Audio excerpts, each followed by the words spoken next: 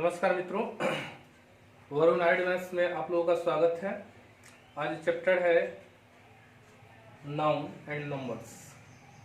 तो नंबर्स के अंतर्गत आज हम लोग देखेंगे क्वेश्चन नंबर 35। इसके पहले 34 क्वेश्चन आप लोग बना चुके हैं, ये 35 नंबर क्वेश्चन आज देखेंगे।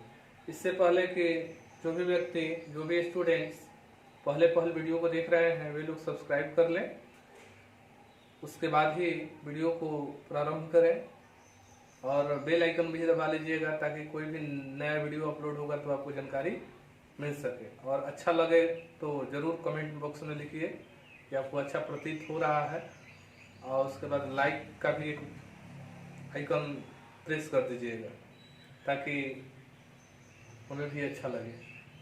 चलिए ठीक है, आगे देखते हैं कि when you see his offsprings, you can't believe that he is above 70. You see his offspring। देखिएगा, offspring का मतलब होता है संतान, तो एस लगाने की कोई आवश्यकता नहीं होता है। वो सिंगुलर में भी वही रूप होता है और प्लुरल में भी ऑफस्प्रिंग का ही प्रयोग होता है। तो ऑफस्प्रिंग्स का प्रयोग नहीं होगा, एस हटा देंगे, सही हो जाएगा। ठीक है,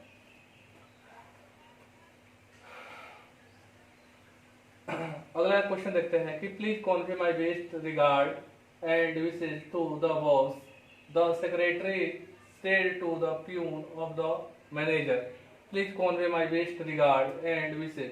ध्यान रखिएगा, एक यहाँ ट्रिक आप लोगों को बता रहे हैं कि एंड जो है वो कंजंक्शन होता है। ठीक है, और एंड दोनों बराबरी। एंड मान लीजिएगा कि एक तुला है, तो तुला पर क्या है कि दोनों साइड वो बराबर ही वजन लेता है। अगर इस साइड 2 किलो का वजन रखे हैं तो इधर भी आप 2 किलो का वजन रखिएगा, तभी बैलेंस बना रहेगा। ठीक है, तो एंड क्या है, तुला है, तो दोनों साइड बराबर। ध्यान रखिए, इस हिसाब से अगर देखें, एंड हमारा तुला हो गया, एक बगल यहाँ सिंगुलर है, एक बगल प्लुरल है, तो ऐसा तो हो नहीं सकता है। या तो दोनों सिंगुलर होना चाहिए या नहीं तो दोनों प्लुरल होना चाहिए। तो एरर तो समझ में आ गया होगा ना, पकड़ में आ गया होगा ना कि एरर यहीं पर है। लेकिन क्या एरर है, तो रिगार्ड को रिगार्ड्स कर दीजिएगा तो आपका आंसर सही हो जाएगा। समझ गए ना। ऐसे रिगार्ड का मतलब क्या होता है, आदर होता है। ठीक है, रिगार्ड्स का मतलब होता है शुभकामनाएं। तो ऐसे भी आप लेटर पर अगर किसी को शुभकामना दे रहे हैं तो रिगार्ड्स का ही प्रयोग किया जाता है। ठीक है, तो दोनों दृष्टि से आप समझ सकते हैं कि किसी को आप शुभकामना दे रहे हैं तो रिगार्ड्स ही देते हैं। ठीक है, तो प्लुरल रखेंगे उसको, और नहीं तो एंड जो है तुला है, इसके दोनों साइड हमारा क्या होगा, या तो सिंगुलर होगा नहीं तो प्लुरल होगा, दोनों साइड बराबर होगा। तो यहाँ विशेष है, यहाँ रिगार्ड है। तो ऐसे भी आप लोगों को प्रॉब्लम समझ में आ जाएगा कि एरर बी में ही है। एग्जामिनेशन में केवल आपसे ये पूछा जाता है कि एरर कहाँ है, ये नहीं पूछा जाता है कि एरर क्या है। ठीक है, तो दोनों दृष्टि से आप लोग उसको समझे होंगे। 37 नंबर क्वेश्चन देखिए कि the pretty woman sitting in the car is the daughter of the one of the headman of the village. देखिए यहाँ वन ऑफ आ गया, तो वन ऑफ से संबंधित रूल क्या बताया गया है कि वन ऑफ के बाद जो नाउन होता है वो प्लुरल होता है और वर्ब जो होता है सिंगुलर होता है। हालांकि इसका तो प्रयोग बीच में ही किया गया है, तो यहाँ वर्ब का कोई बात ही नहीं है। तो हम सीखेंगे कि one of plus noun plural कैसा होगा, नाउन प्लुरल होगा। इस रूल की चर्चा पहले भी हो चुकी है, किसी न किसी क्वेश्चन में आया था। ठीक है, तो आंसर हमारा क्या हो जाएगा, डी। हेडमैन नहीं, हेडमैन होगा।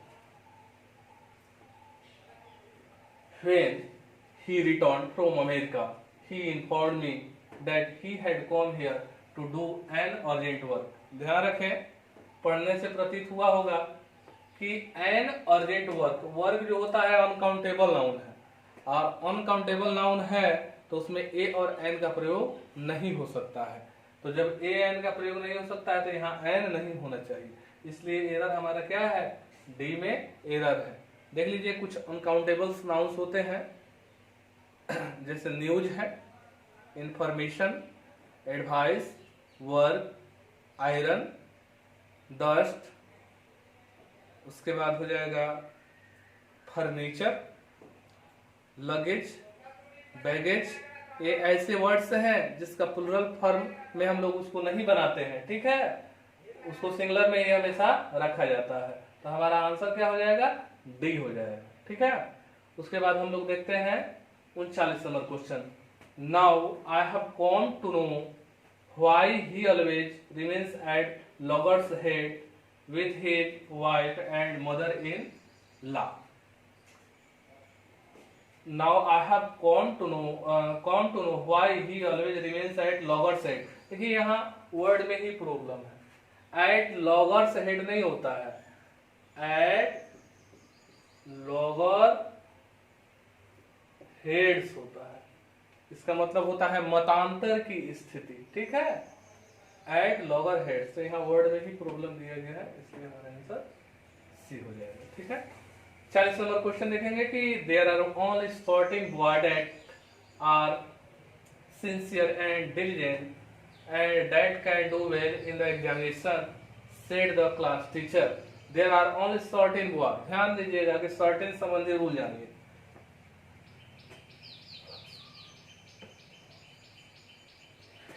ए सर्टेन प्लस नाउन सिंगुलर आ रहा है केवल certain plus noun plural, plural, ठीक है। अब हम लोग इसके प्रयोग के बारे में देखते हैं। लिखा है कि there are only certain boy, देखिए यहाँ आर का प्रयोग हुआ है, इसका मतलब है कि यहाँ पर जो होगा क्या होगा, प्लूरल नाउन होगा। तो सर्टेन के पहले तो ए है नहीं, तो हमको क्या कर देंगे, सर्टेन बॉयज कर देंगे, तो हमारा सही होगा, क्योंकि सर्टेन प्लस नाउन कैसा होना चाहिए, प्लूरल, ठीक है। अगर यहाँ इज होता ना तो हम लोग क्या कर, यहाँ क्या लिखा होता, ए सर्टेन बॉय लिखा होता है, ठीक है ना। तो ए सर्टेन बॉय करके दो तरीके से इसको शुद्ध किया जा सकता था, लेकिन अगर ए लगाकर शुद्ध अगर हम करते हैं ए सर्टेन बॉय, अगर इसमें इस्तेमाल करेंगे तो ऑलरेडी यहाँ एगो एरर बन जाएगा, तो डबल एरर नहीं ना होगा।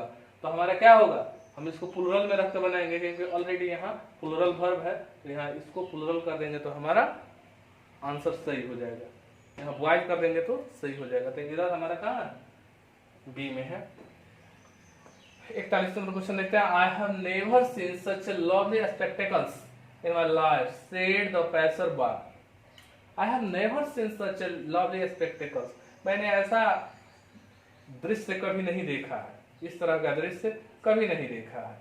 इसका मतलब यही हुआ, अपने लाइफ में इस तरह का दृश्य मैंने कभी नहीं देखा है। क्या पर्यटक कह रहे हैं, ध्यान रखें, स्पेक्टेकल्स का दो अर्थ होता है। स्पेक्टेकल्स का मतलब दृश्य भी होता है और चश्मा भी होता है। इसका प्रयोग प्लुरल में होता है। जब इसका प्लुरल में प्रयोग होता है तो फिर यहाँ सिंगुलर एक कैसे आता, ये तो आ ही नहीं सकता है ना। या तो ए हट जाएगा तभी सही हो जाएगा, ए हटा देते हैं इसमें से तभी सही हो जाएगा, नहीं तो स्पेक्टेकल का केवल मतलब होता है दृश्य, एक ही अर्थ होता है। स्पेक्टेकल का एक ही अर्थ होता है, खाली दृश्य। तो स्पेक्टेकल्स की जगह पर स्पेक्टेकल का प्रयोग कर देंगे तो भी सही हो जाएगा। तो इसको सही करने के दो तरीके, या तो ये हटा दीजिए और नहीं तो स्पेक्टेकल्स को हटा के स्पेक्टेकल का प्रयोग कर दिए तो सही हो जाएगा, ठीक है। तो हमारा आंसर हो जाएगा बी। 42 नंबर क्वेश्चन देखिए। You are among those luckiest man who attained name and fame not by labour but by chance. You are among those luckiest man, आप उस लकीस्ट मैन में हैं जिन्होंने नेम एंड फेम माने labour, not by labour but by chance, माने labour से नहीं chance से आप क्या है, नेम और फेम कमाए हैं, ठीक है। हम लोग आते हैं क्वेश्चन पर कि you are among those luckiest man. ध्यान दीजिएगा, यहां अगर दोज आया हुआ है तो दोज के बाद अगर कोई नाउन लेगा तो नाउन कैसा लेगा, नाउन प्लुरल लेगा। जैसे एक उदाहरण देते हैं कि दैट बॉय, दैट बॉय, ऐसे दैट,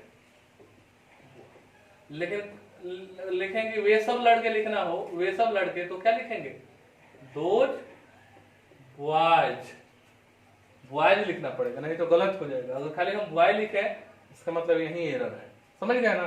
तो इसको क्या लिखना पड़ेगा, बॉय। उसी तरीके से एरर यहाँ भी है कि you are among those luckiest man, ठीक है, तो यहाँ पर नाउन क्या आया है? मैन। क्या होना चाहिए? मेन होना चाहिए, इसलिए एरर यहाँ ये है। ठीक है, और लकीस्ट का प्रयोग ऑलरेडी इसकी विशेषता बताने के लिए प्रयोग किया गया है। चलिए अगला क्वेश्चन हम लोग देखते हैं कि 43 नंबर क्वेश्चन है कि owing to his heavy engagement he could not write even the 2/3 of the book of which the publication was expected before January। ध्यान रखिएगा यहाँ 2/3 का प्रयोग किया गया है, तो 1/3 देखिए रूल 1/3 2/3 3/4 1/3 का मतलब क्या? 1/3, 2/3 का माने क्या? 2/3, 3/4 का मतलब है क्या? 3/4, यानी 2/3 3/4 का प्रयोग किया जाता है, यहाँ 2/3 का प्रयोग किया गया है, यही कोई एरर है। हमारा आंसर क्या हो जाएगा? बी। समझ गए? इसी के तहत ये चैप्टर भी आज समाप्त हुआ, नंबर चैप्टर, और उम्मीद है कि आप लोगों को समझ में आया होगा। अगर समझ में ना भी आए तो बिल्कुल ही कमेंट में लिखिएगा, और आए तभी कमेंट में लिखिएगा, ताकि हमें ज्ञात ये हो सके कि मेरी मेहनत कितनी सार्थक हो रही है। ठीक है, और आप देख रहे हैं अच्छा लग रहा है तो बिल्कुल ही अपने सगे संबंधियों, भाई बंधुओं को लाभान्वित कराएं और शेयर करें, ताकि वे भी लाभान्वित हो सके। ठीक है, हम लोग नेक्स्ट चैप्टर के साथ फिर नेक्स्ट क्लास में मिलते हैं। ठीक है, नमस्कार।